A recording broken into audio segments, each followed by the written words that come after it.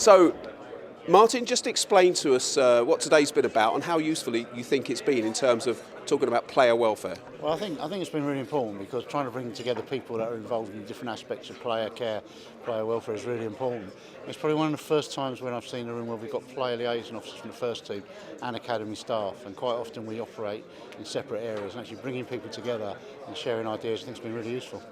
Lots of interesting topics today, but one of the ones that's probably most engaging in dealing with young players particularly is social media and all the traps potentially out there. How important is it for young players to really understand what it's about? Oh, I think it's really important. I wouldn't just say young players, I'd say parents and staff, as someone mentioned in the conference, educating them how to use it, and particularly younger players, how to protect themselves, because obviously young players can be very vulnerable, particularly when they sort of talk about what they're doing in terms of their clubs and their academies.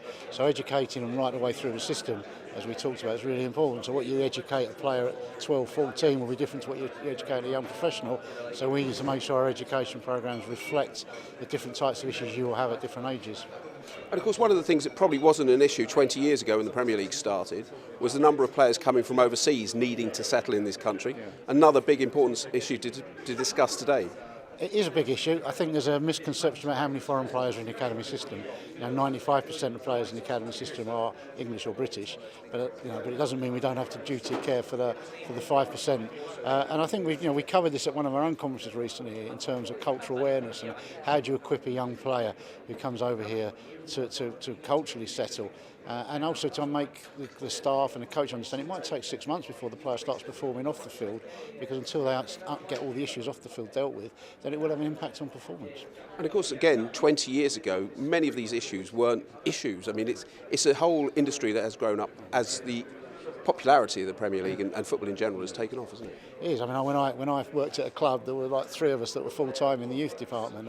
I went to what I would call a medium-sized Premier League club the other day. They had 38 full-time academy staff. So the industry is growing, but the demands on young players is growing.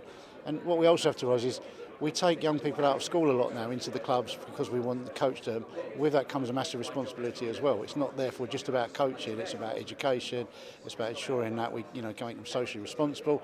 People talk today about the bubble. We talk about actually making sure that we don't keep them in the bubble, that we actually expose them to what other young people will be exposed to during their growing up. So all in all, a successful conference, lots of debate, discussion and follow-ups. Yeah, very much so, very much so. Good to network as well and to meet people that haven't met before, to hear the different services that are available. Yeah, very, very positive day.